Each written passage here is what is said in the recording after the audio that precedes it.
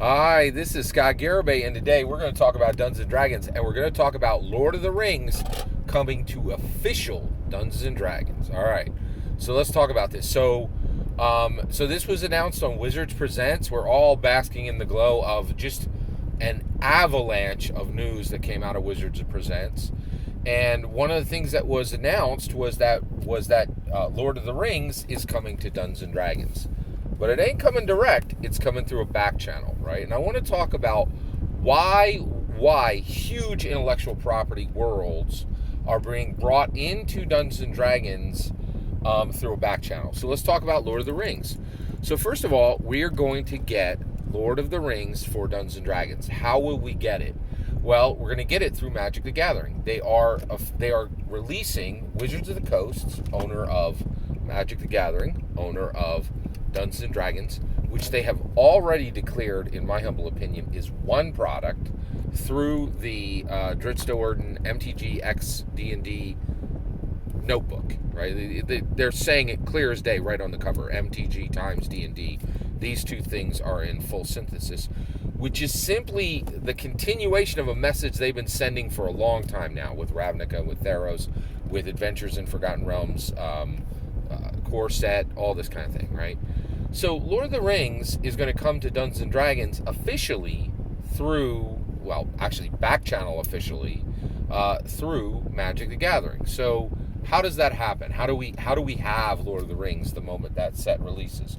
Well, we're already there, right? So basically, there's always two sets of D&D. There's always two sets of Dungeon Masters, right? There's always the schmucks are way behind, and then there's people who are like, oh, I know what's coming next, and you're going to see it at my table, right? So basically, right now in Dungeons and Dragons, there are two types of Dungeon Masters. One of them is the first type, the schmuck type. They're like, hey, Dritz appears, and now I'm going to tell you all about Dritz and what he looks like and what his cat looks like, and it's going to take 10 minutes. And then there's, the super dope, like, baller elite Dungeon Master who's like, Dritz arrives. Bam! There's the card. That's what he looks like. And you can see from his power and toughness what his relative power is to Volo, who I dropped last game, and to Asmodeus, who I dropped the week before. And you can see how his power and toughness compares to Mordenkainen, who I dropped the card the week before that. And you could see Brunor Battlehammer. You saw him last week, and you can see Shesra, Death Whisperer. Yes, that's right, Shesra, Death Whisperer, Forgotten Realms character who did not exist before the Magic the Gathering card game, but Adventures in Forgotten Realm dropped canon straight to Dungeons and Dragons, and Dungeons and Dragons dumped a metric ton of canon into Magic the Gathering, right? And Brunor Battlehammer and Dritz hang out with Kamal the Pit Fighter, right? Who is a Magic the Gathering person, and they hang out with here like Liliana and Liliana and Mordenkainen have lunch, right? Like they can do it in Strixhaven. They both have access, right? Like D&D connects directly to the Magic the Gathering world and every world that Magic the Gathering covers, right? So Lord of the Rings is coming in through Magic to Dungeons and Dragons, and the moment those cards appear, you're gonna have Gandalf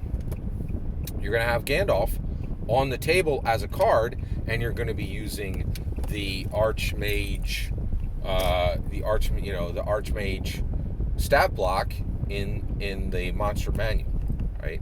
That's the way it's going to roll, right? Now, why are these being back channeled? Why not just bring Lord of the Rings as a book into Dungeons and Dragons, right? Well, I can tell you there's a very good reason why. It's money, right? Like, so basically, in order to get this actual official Magic the Gathering set, which back channels the world of Lord of the Rings officially into Dungeons and Dragons, right? Every Dungeon Master already knows how to use these Magic the Gathering cards. Actually, not every Dungeon Master. Every elite, good, non-sucky Dungeon Master is using Magic the Gathering in their game right now, right? And so, and all, the dope baller now D&D Dungeon Masters are doing this, right? And so they're going to know how to drop Gandalf in, how to drop Legolas in, how to drop Gimli in, how to drop Bilbo in, right? How to let each player play Bilbo or Frodo or one of the dwarves, or all of that. Right? It's all going to be there, right? But the reason this is happening is in order to get this job done, in order to get this deal done. Do you know what had to happen? I can tell you what had to happen. It was pretty significant, right? Here's what had to happen. There had to be a talk with companies that are connected directly to the Tolkien estate, right? And the Tolkien estate's like, who are you guys again? We're Wizards of the Coast. Yeah. Listen, Jeff Bezos just paid us 200. Like, there was talk, legit, right? The talk on the internet was that the new Lord of the Rings show costs $500 million, $250 million, and there were multiple news sources that were like $250 million went to the Tolkien estate, $250 million went to make the show. So Tolkien estate's like, who are you again? We just got a massive like $250 million check from Jeff Bezos. What you bringing? Right? And if you bring official Dungeons and Dragons in, they're like, we sell 50 to 250,000 books.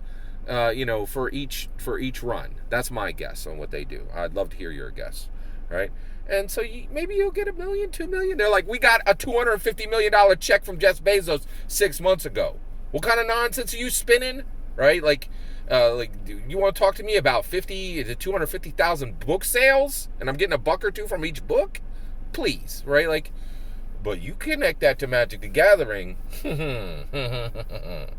that is a profit engine. Right? And so Magic the Gathering is a profit engine, and Wizards of the Coast gets it, right? I think they know exactly what they're doing, right? They're like, hey, let's talk about Magic the Gathering, which is an outrageous, huge, baller, on fire profit engine, right? Like capitalism to the max, baby, right? This thing sells like nuts, right? Because it's collectible, right?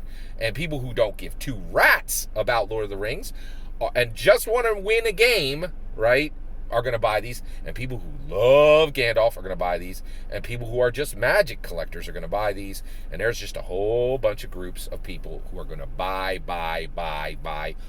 these cards, and the only question is if they buy a pack, a box, a case, right? Like, so Magic the Gathering is an actual real, for realsies, profit engine, right? But Wizards knows they're getting it for free on Dungeons & Dragons, right?